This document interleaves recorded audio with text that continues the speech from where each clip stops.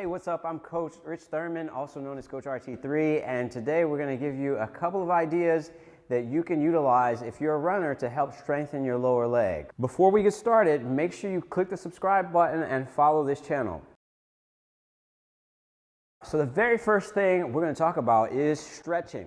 A lot of people will just go into this calf stretch. They're like, okay, cool, I stretched my calves. That's enough for me as a runner to just stretch my calves. Unfortunately, that is just not enough. What would be great is if you not only stretched your calf, but you strengthen the tissues involved with the calf.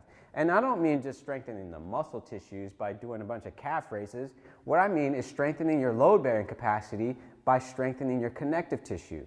In order to strengthen connective tissue, you have to spend more time under tension, and you have to use more things like isometrics and eccentrics.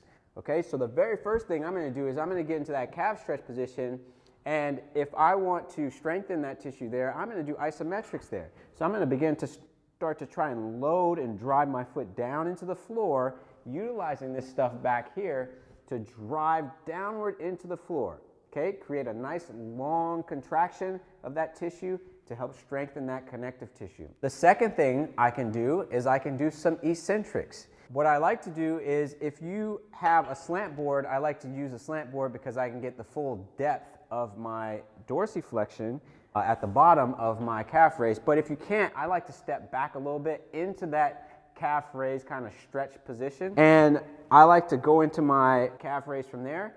And instead of coming down slowly with both legs, I like to use a shift to one side and load that tissue on one leg a little bit more.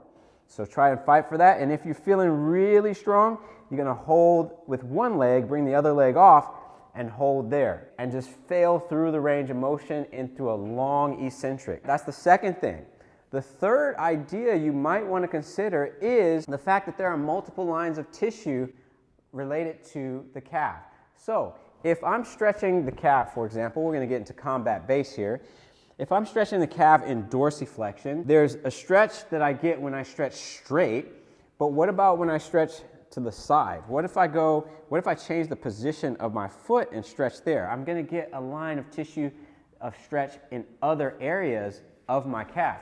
You can think about the same thing as you move here. Oh, a lot of people stretch in this position here, but what about stretching here? What about stretching here? Okay, I'm going to get a different line of tension. And when you think about those lines of tension, if there are lines of tension that needs to be stretched, that also means there's lines of tension that need to be strengthened. So you can strengthen those lines of tissue and stretch those lines of tissue. And when you're thinking about running and doing all the dynamic stuff that you do, we don't always land the same way. We're not always in a linear position. Sometimes there's variability in the terrain that we're running on. So keep those in mind, and hopefully those help you out with your training. If you like this video, be sure to subscribe and save this video. Share it with a friend who's a runner who might need a little bit of help with their running strength and conditioning.